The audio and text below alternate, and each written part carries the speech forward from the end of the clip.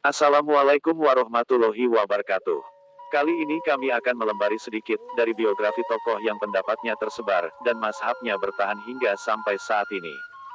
Pemirsa yang dirahmati Allah, burung walit di atas nangka orang pelit masuk neraka. Maka dari itu jangan pelit supaya tidak masuk dalam neraka. Tekan like yang ada di bawah video ini. Dan tekan subscribe bagi yang belum subscribe channel Nurul Ulum Qola ini, supaya pemirsa tidak tercatat sebagai orang yang pelit. Wong cuma subscribe doang kok, enggak bakal rugi-rugi amat loh hehehe. Terima kasih pemirsa. Baiklah pemirsa yang dirahmati Allah. Mari kita lanjut kisah biografi Imam Syafi'i.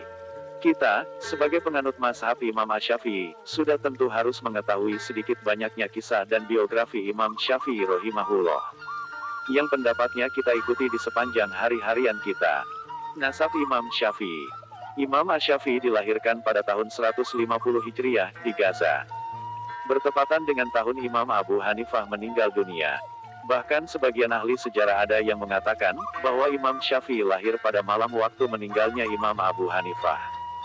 Dan inilah yang kita tunggu-tunggu di tema video kali ini, yaitu ingin tahu nama lengkap Imam Syafi'i rahimahullah. Nama lengkap Imam Syafi'i adalah Muhammad bin Idris bin Abbas bin Utsman bin Syafi'i. Dan bertemu dengan nasab Rasulullah di Abdu Manaf.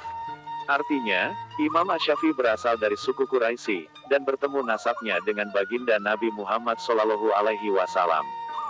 Meskipun Imam Syafi'i bukan keturunan baginda Nabi Muhammad, akan tetapi Imam Asy-Syafi'i beralam kunyah sebagai Abu Abdillah, dan beralam lakob sebagai Nasirus Sunnah, dalam artian pembela sunnah. Kendati beliau mampu memperoleh ilmu dan kedudukan yang tinggi, beliau adalah seorang ulama yang hidup dengan asuhan sang ibu saja. Sebab ayah beliau wafat saat Imam Syafi'i masih bayi. Sang imam tumbuh kembang di Mekah meski lahir di Gaza. Sebab pada umur 2 tahun sang ibu membawa beliau untuk menetap di Mekah. Rihlah ilmiah Imam Syafi'i. Di antara hal yang pertama beliau pelajari adalah kefasihan berbahasa Arab, yaitu dengan keluar dari Mekah, dan menetap di pedalaman bersama suku Huzail. Dalam kurung, sebuah suku Arab yang paling fasih bahasa Arabnya. Baru setelah itu beliau belajar ilmu fikih dari 2 kutub keilmuan. Yang pertama dari Imam Malik rahimahullah, dan yang kedua dari santri senior Imam Abu Hanifah rahimahullah, yaitu Syekh Abu Yusuf dan Syekh Muhammad bin Hasan Asy-Syaibani. Kepakatan Imam Syafi'i tidak lagi diragukan, terlebih dalam bidang fikih, di mana beliau mampu menggabungkan 2 jenis fikih pada saat itu.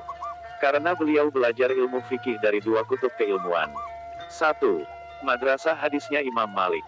2. Madrasah ra'i dalam kurung, akal atau logika, belajar ke santri senior Imam Abu Hanifah. Lebih jauh, Imam Syafi'i lah yang awal mudah menggagas dan membukukan ilmu usul fikih dengan kitabnya Ar-Risalah. Beliau berguru pada banyak syekh, diantaranya adalah Imam Malik bin Anas, Syekh Ibnu Uyainah, Syekh Muhammad bin Hasan, Syekh Abu Yusuf, dan masih banyak lagi guru-guru Imam Syafi'i yang lain.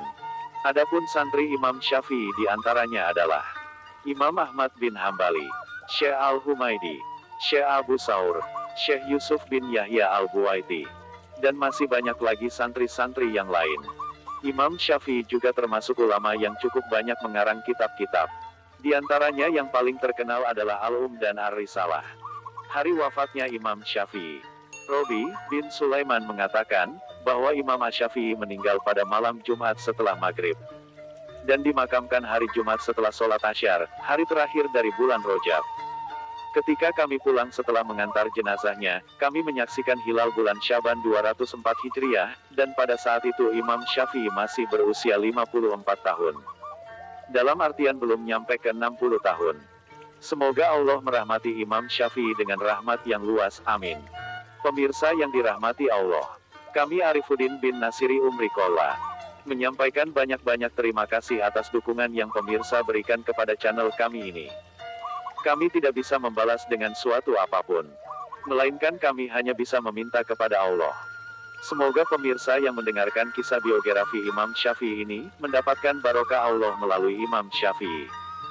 Dan semoga pemirsa makin dimudahkan segala urusannya, amin Allahumma amin. Kurang lebihnya wallahu a'lam bishawab. Sampai ketemu lagi di cerita yang berikutnya. Wassalamualaikum warahmatullahi wabarakatuh.